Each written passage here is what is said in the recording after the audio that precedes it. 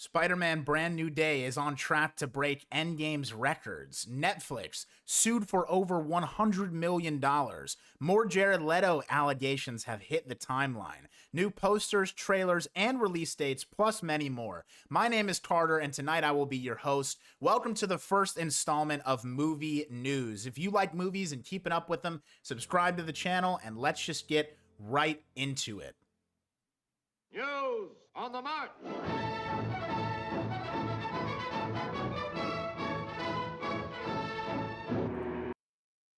Now, I wanted to first start by talking about Endgame. I thought that it was ridiculous that Endgame sold so much, and finally, Spider-Man has come over and dethroned the king of the Avengers franchise. Now, do I think that Doomsday has a chance of being even bigger than this? Yes, but also I just don't think that it will.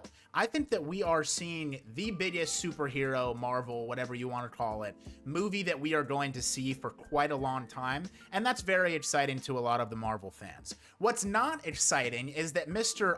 Ali here, I'm not even going to try to say his first name, I already messed it up, has called out Marvel for Blade never happening. This has started a major uproar in the Marvel fandom. They are very upset. He says here that they had him under contract, they had billions of dollars, and if they wanted to do the movie, they would have done the movie. He is ready to move on, which is a huge punch in the stomach to everybody that was waiting for this, because he is such a phenomenal actor, and they really lost a good one with it.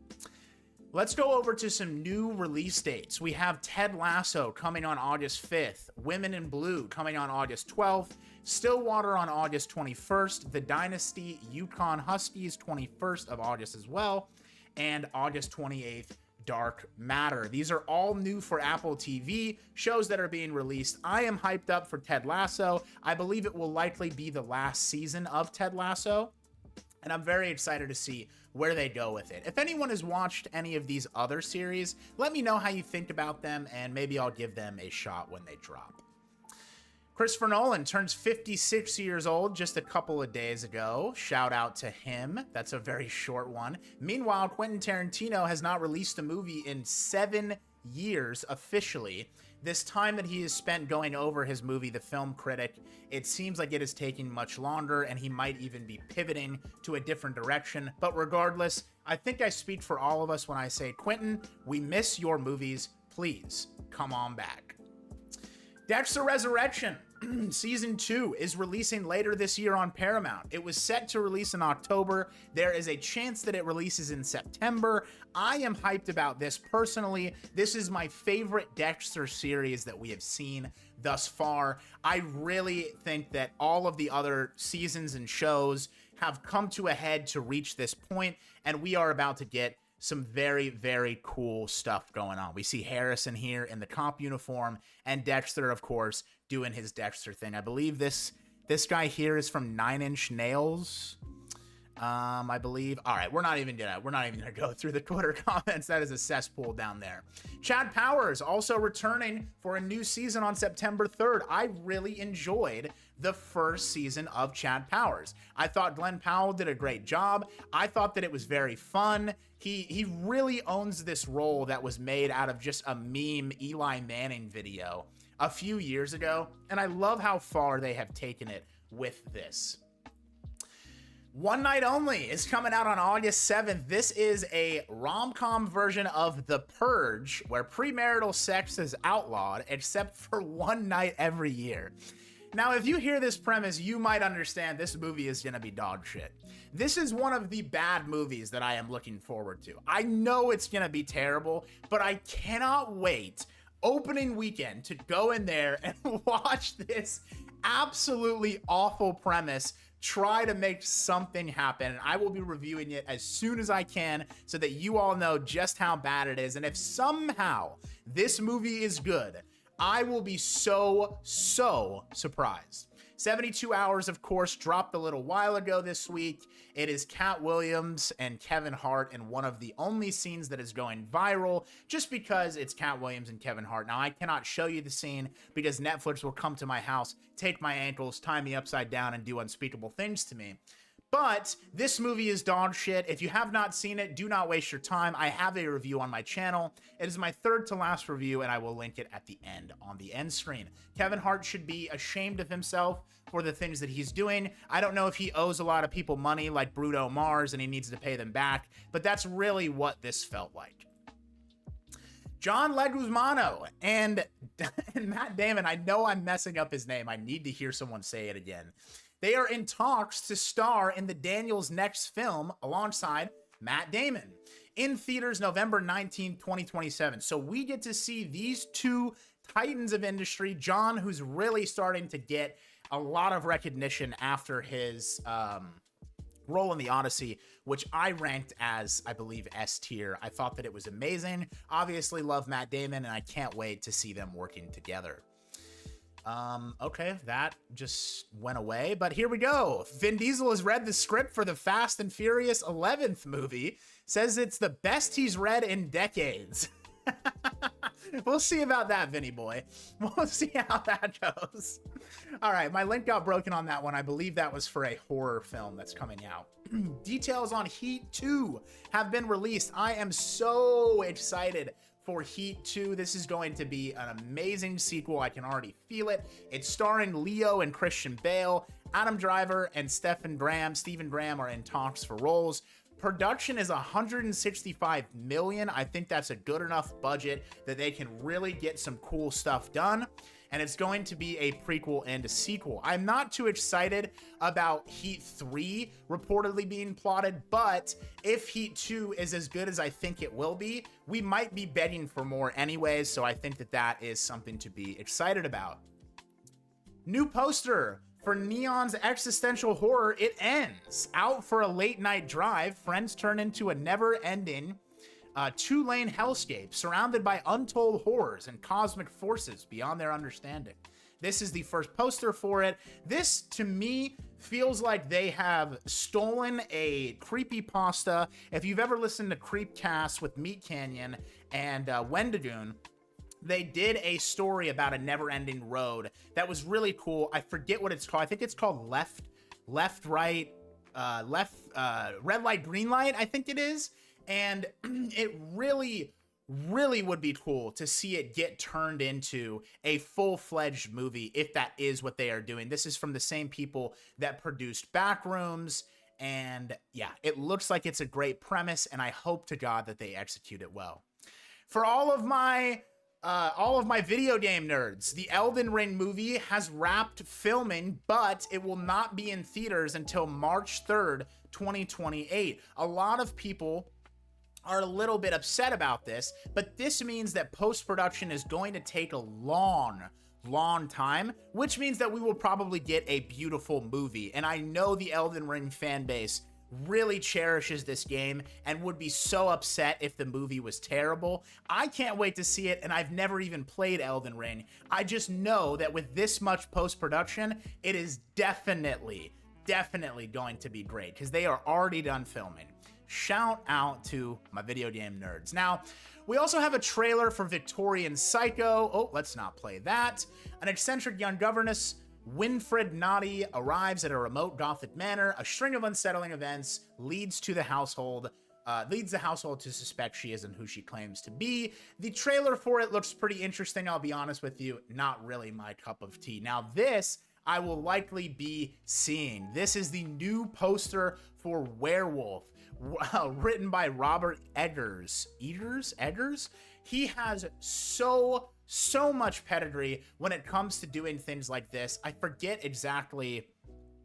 Oh, here we go. Nosferatu is the one that I know of. And I just cannot wait to see this fledged out. This is going to have Willem Dafoe in it as well. And I think this will be great. It's releasing on Christmas Day.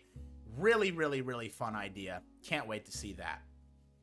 Wicker is a new movie that has been released where a man is made out of a wicker basket. I saw people joking saying this has been done so many times before. I love to see new ideas like this, and apparently it's received a standing ovation at Sundance. That usually means that the film is either going to be some film bro slop, which this does not seem like it will be, or it will actually be very good. There are some comedy stars in here, Peter Dinklage in here, Alexander Skarsgård, Elizabeth Debicki, and Olivia Colman, and it's supposed to release on October 23rd and then release nationwide on October 30th. Very excited to see this. If you have not seen the trailer, please go and check that out. I cannot play it for you here, of course. Severance has confirmed that season 3 filming has only just begun. Severance fans, I know you're as upset as me. I thought they had been filming for months. Ben Stiller had been posting little set pieces of them filming season 3 for months. I thought that's what they were doing, but I guess they were just getting things together. Dan Erickson confirms that season 3 has begun, possibly promising a quicker return than the 3-year gap between seasons 1 and 2. At the very least, it will be a 2 years and 9 months gap, but that to me is fine. If the quality takes time, I am not going to complain. I am chomping at the bit to see more Severance, but I do not want them to rush and mess up the ending of what I think should be the last season. I don't think that this should be going on for 5 seasons. I mean, if it was that point, it would take 15 years for the entire series to be released, which would be such a cool fact to talk about. But I just don't see that happening. I don't see where they can go with it, and I am so excited for season 3. If it's as good as seasons 1 and 2, this, in my opinion, will be the best show that I've ever seen. Dwayne Johnson, starring as Chicken Man in Lizard Music. Directed by Benny Safdie, the film follows a young boy who finds a secret late-night broadcast of lizards playing otherworldly music that opens up a hidden door to the whimsical Chicken Man. Very interesting premise. What? This is the great tweet here. The very first tweet. My brother in Christ, what the fuck did you just say?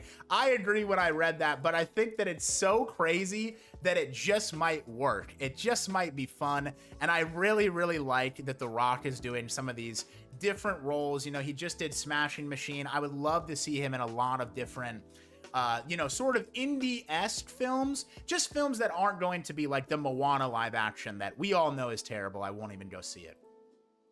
The opening title sequence for The Big Bang Theory. Stewart fails to save the universe. I can't show you the trailer, of course, but if you just look at this image here, you can see that the entire opening sequence was 100%, in my opinion, made by AI, and then they added in other things at post-production. Everybody on the internet is very pissed off about this. I appreciate everybody for showing your disdain. We need to keep doing this so these companies know that this is not okay. Also, if you are watching a Big Bang Theory spinoff, you should probably consider watching anything else, and it will probably be more enjoyable. Shameful from HBO and Big Bang Theory and all of these people. Gross opening sequence. Pedro Pascal on the Avengers Doomsday press run has seemingly lost his anxiety. I don't know if I can play this either. I don't want Marvel to take over my entire life. But as you can see here, Pedro Pascal seemingly loses his anxiety and need to touch each one of his coworkers, hold on to their arm when he's just standing there in a press conference with a bunch of men. How interesting. I think that means that Pedro Pascal is a creep. We'll go into more of that in a different episode, but I do not like the way that he reacts with his, that he acts around his female co-stars when he is on stage with them, the way that he's all lovey-dovey holding them, touching Willem Dafoe's wife's face and all these things. But then when he's on stage with a bunch of dudes, no, he's fine. Hands at his sides, you know, not gonna touch RDJ. No, he's not gonna help me with my anxiety. Joke. What a joke. Let's get into our biggest story that I have been leading up to at this point. If you stayed around till now, you might have already heard that Jared Leto has been accused of criminal sexual conduct by 4 women who claimed the offense occurred when they were teenagers. Jared Leto's Hollywood Dark Secret, a BBC documentary, a total of 10 women came forward with allegations against the actor and musician. Jared Leto has been showing a pattern of this disgusting behavior for a very, very long time. And we're going to switch over to the gameplay for just a minute. I hope that I'm doing good over here. And I want to talk about Jared Leto. I think that Jared Leto's allegations have been buried for a very long time because texting with minors, being a pedophile, and it's really, I mean, all of this is just allegations. He has categorically denied all of them, but they really do seem like these ones are about to stick. And I think that it is just gross. And we should all be trying to cancel Jared Leto, not only because he's a pedophile, also just because he sucks. I mean, I just watched him in Dallas Buyers Club, and he was all right. He was pretty good in that. That was like the best performance that I've seen him in. Suicide Squad, the Tron movie, all of these major failures that he's been in. And I really think that it's disgusting that they're only talking about it now that he's on the decline of this. One woman accuses the Oscar winner of assaulting her in a motel bathroom when she was 17. Another claims Leto threatened her with sexual assault when she was 19. A third in the doc describes how she allegedly had sex with Leto in California while she was under 17, under the age of consent, which therefore would be classified as statutory rape. If they did not say it, I would have said it myself. She claims the actor shrugged off a conversation about the age of consent being 18 in the state. Meanwhile, a fourth woman alleges that Leto made repeated sexual explicit phone calls to her when she was just 16, and on one occasion at least, he suggested that they have sex. In the doc, BBC says that it has seen an NDA that the fourth woman was asked to sign to stop her from discussing her relationship with Leto. She refused to sign the NDA. Ladies and gentlemen, if you are out there and you are ever put in an unfortunate scenario where you have to sign an NDA, and then the person that made you sign the NDA starts breaking the law, it does not matter if you break that NDA. If they are breaking the law, you can't just not talk about it. And I don't think that people know this enough. If you have ever taken an NDA and then the person giving it to you has done illegal activity, you are 100% well within your right to break that NDA and tell the authorities. Please keep that in mind. 4 other women accused Leto of making strange and often sexual phone calls to them when they were younger. All of the women that are featured in the documentary claim the interactions occurred between 2002 and 2016, when the actor, now 54, was in his 30s and 40s. One of the alleged victims says this was 25 years ago. He had to have gotten away with it. In a statement provided to Variety, Leto said, "I have never sexually assaulted anyone in my entire life. These claims are absolutely and categorically false." I love when they say absolutely and categorically false. Does everybody have the same PR rep?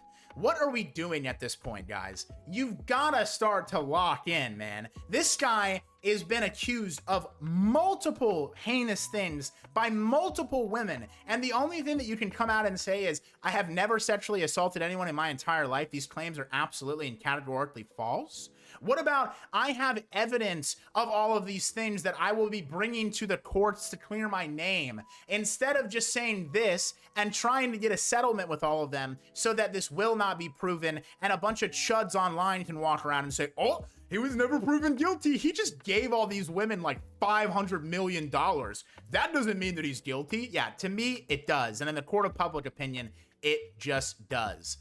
That is the last we're going to talk about Jared Leto. Disgusting freak hack. One more thing that I wanted to talk about that I'm pissed off. Actually, 2 more things that I am pissed off about. HBO Max launches vertical video shorts, highlighting memorable and experimental conversational search tool on mobile for an enhanced content discovery. That is a very wordy way of saying that they want to break even more people's attention spans because they know everybody has been watching vertical videos on their vertical movie clips on like their YouTube or their TikTok or wherever they watch their short form content, and now they want to get in on the action. I think this is very harmful. I think that if you go on HBO, scroll, and accidentally come up on the best scene in the entire movie of whatever movie we're thinking of, then it's just not good for anybody. The only